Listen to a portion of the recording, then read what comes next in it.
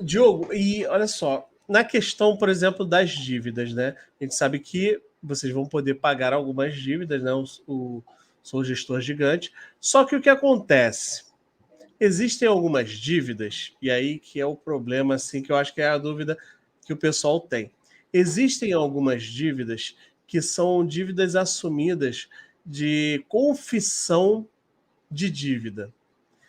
Vocês Sim. vão exigir algum tipo de documentação mínima para que esses valores sejam pagos ou eles não serão pagos pelo gestor gigante, né? Porque é confissão de dívida, né? Sim, sim. Tem algumas que parece, eu não sei informar, eu estou dizendo pelo que já me passaram. Existem algumas confissões de dívidas que elas não estão muito bem documentadas. Tipo assim, não vou dizer que foi isso, mas pegou um papel de pão ali, assinou devo e acabou. Como é Eu que vai ser acredito que feito algumas são isso? assim mesmo, Eu tá? tô- Acredito que algumas são assim mesmo. Então tem esse problema também. Vai ter um mínimo de documentação para poder estar sendo pago? Vai ser pago em juízo? Como é que vai ser feito esse procedimento? Ou não vai ser pago esse tipo de dívida? Esse tipo de dívida vai permanecer ou o clube ele que vai ter que arcar com essa dívida? Excelente pergunta.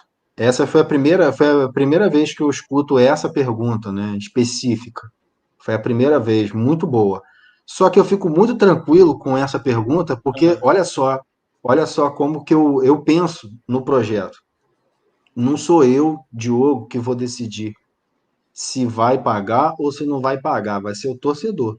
Entendi. Então, o que que vai acontecer? O Vasco, ele vai apresentar documento X, Y, Z, que ele acha como Vasco que Uhum. vai convencer os torcedores, tá? Ele vai juntar aqueles documentos, ele vai apresentar dentro da plataforma.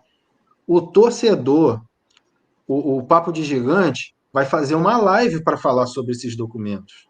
O Sim, canal não A, tenha B, C, dúvida. D, E vai fazer lives.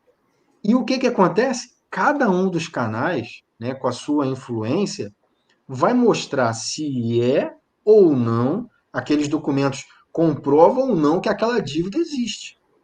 Sim. Então, o torcedor vascaíno, lá dentro da plataforma, que vai poder fazer a votação, ele vai olhar, ele vai analisar.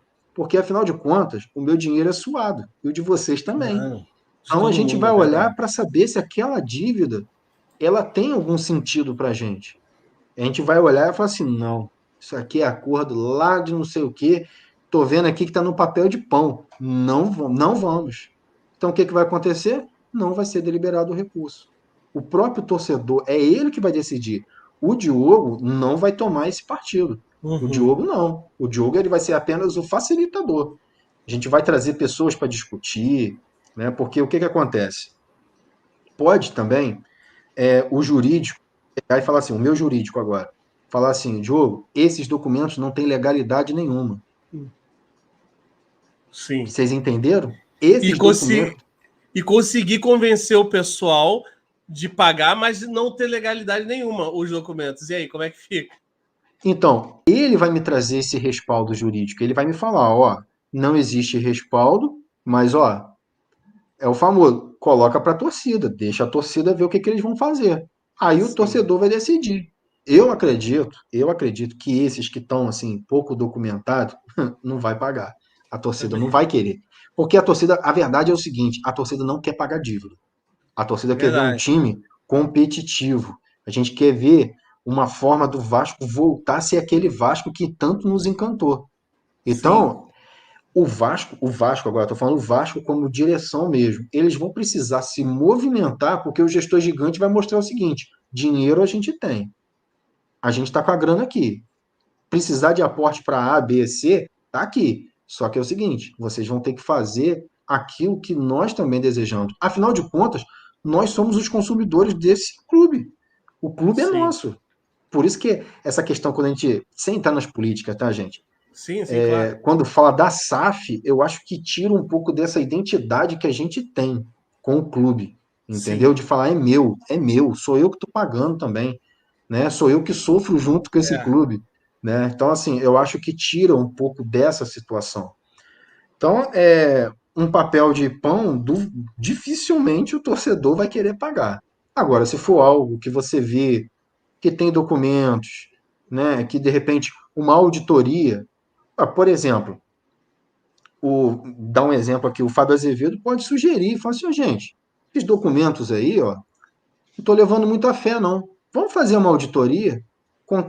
O gestor gigante contrata uma auditoria para ver se aqueles documentos são de agora, se são realmente antigos. Então a gente vai ter essa liberdade.